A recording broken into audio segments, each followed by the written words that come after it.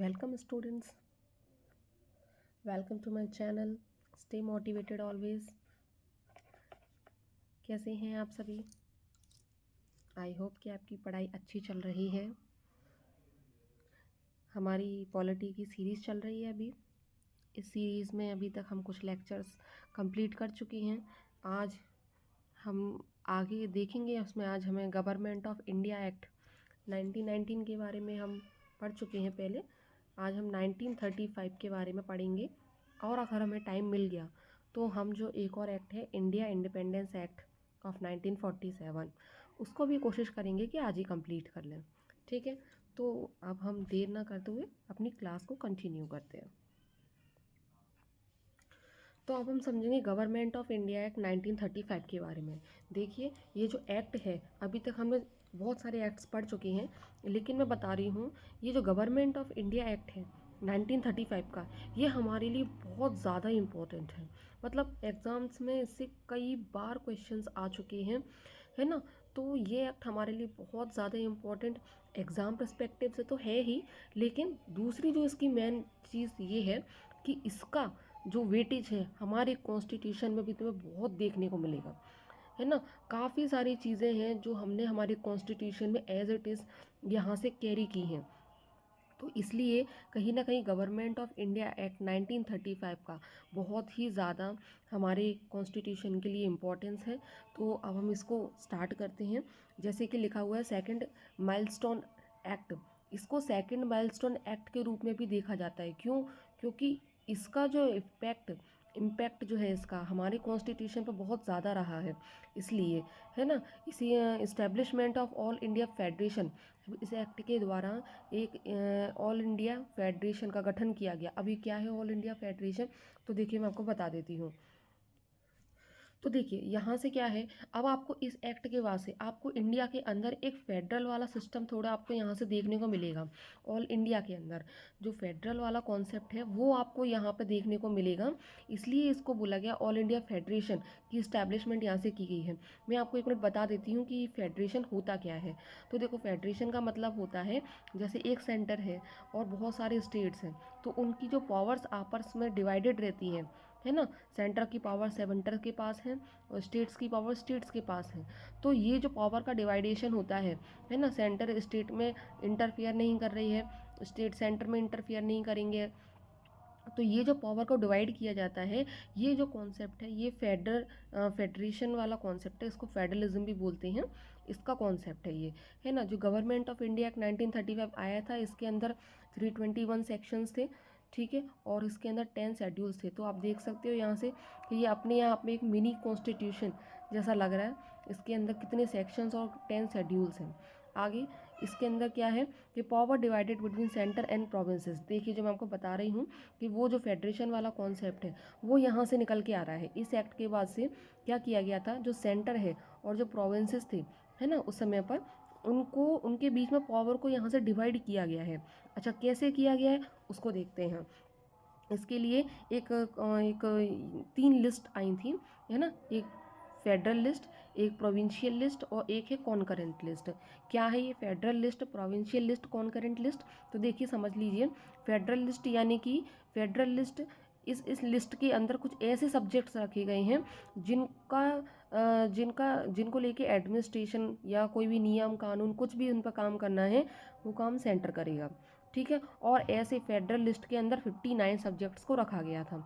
इसी प्रकार प्रोविंसेस थे, प्रोविंसेस के अंदर 54 सब्जेक्ट्स को प्रोविंशियल लिस्ट के अंदर रखा गया प्रोविंसेस के लिए। और एक थी कॉन्करेंट लिस्ट। ये कॉन्करेंट लिस्ट वो है दोनों का मिला जुला रूप, यानी कि इसके अंदर ऐसे सब्जेक्ट्स रखे गए थे कि जिसमें सेंटर भी काम करेगा और स्टेट्स भी काम करेंगे। तो ये होती है कॉन्करेंट लिस्ट, और इसके अंदर टोटल 36 सब्जेक्ट्स को रखा गया था। तो इस तरीके से 59 सब्जेक्ट्स सेंटर को, 54 सब्जेक्ट्स प्रोविंसेस को और 36 सब्जेक्ट कॉन्करेंट लिस्ट के अंदर रखे गए थे।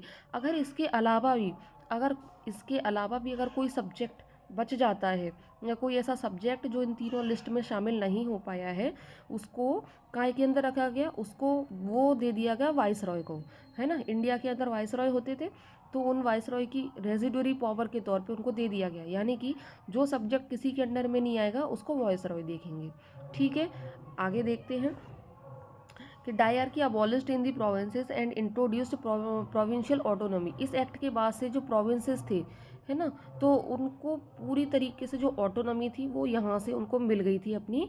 यानी कि आप देख रहे थे, आपने पिछले एक्ट में देखा था कि स्टेट के जो प्रोविंसेस थे उनके अंदर डायरकी का कॉन्सेप्ट लाया गया था, है ना, पावर डिवाइड करी गई थी।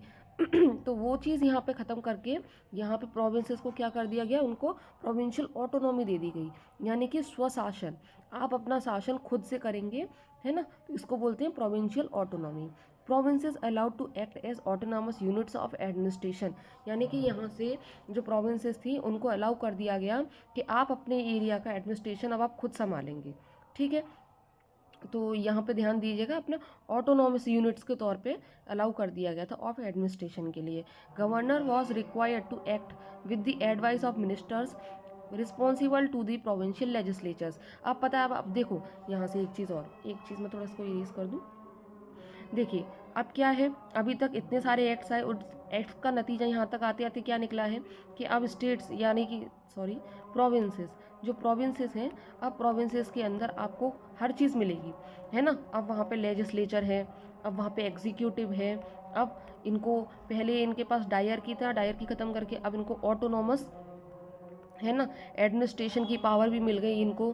तो आप देख रहे हो स्टेट्स का जो पूरा आज का जो स्ट्रक्चर है वो पूरा स्ट्रक्चर यहाँ तैयार हो चुका है। ऐसे ही सेम उसी तरीके से सेंटर में भी।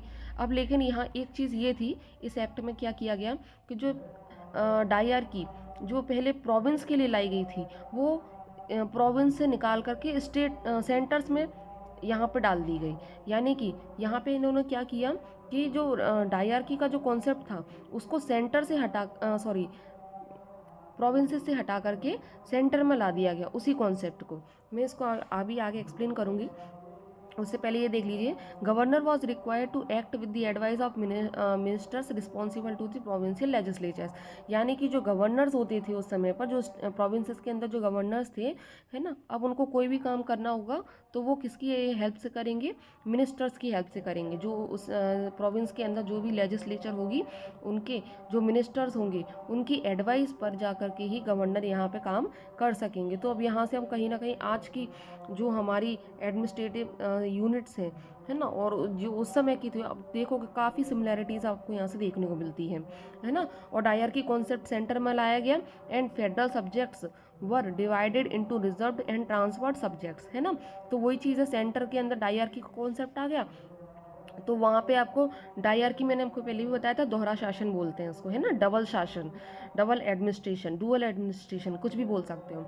तो वहाँ पे जो फेडरल लिस्ट लाई गई थी, फेडरल लिस्ट यानी कि जो सेंटर की लिस्ट थी, उसके अंदर जो 59 सब्जेक्ट्स थे उनमें भी उनको उनमें डिवाइड कर दिया गया। उनमें से कुछ को क्या कर दिया गया, कुछ को रिजर्व कर दिया गया और कुछ को यहाँ से ट्रांसफर्ड कर दिया गया।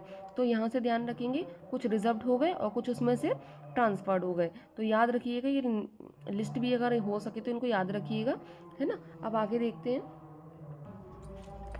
ठीक है। अब हम देखते हैं इसमें आगे बाई कैमरलिज्म। क्या है ये बाई कैमरलिज्म, जरा समझिए।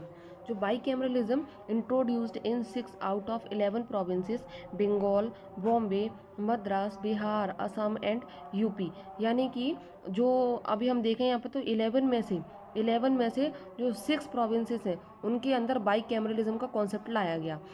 बाई कैमरलिज्म मैंने लास्ट क्लास में भी बताया था, जहाँ पे दोनों हाउसेज होते हैं, है ना, उसको बोलते हैं बाई कैमरलिज्म। जैसे आज पार्लियामेंट में आपको 2 हाउसेज देखने को मिलते हैं, लोकसभा, राज्यसभा, इसी तरीके से प्रोविंसेस के अंदर लाए गए थे, है ना। तो ये लेजिस्लेटिव असेंबली और काउंसिल ऑफ स्टेट्स, है ना।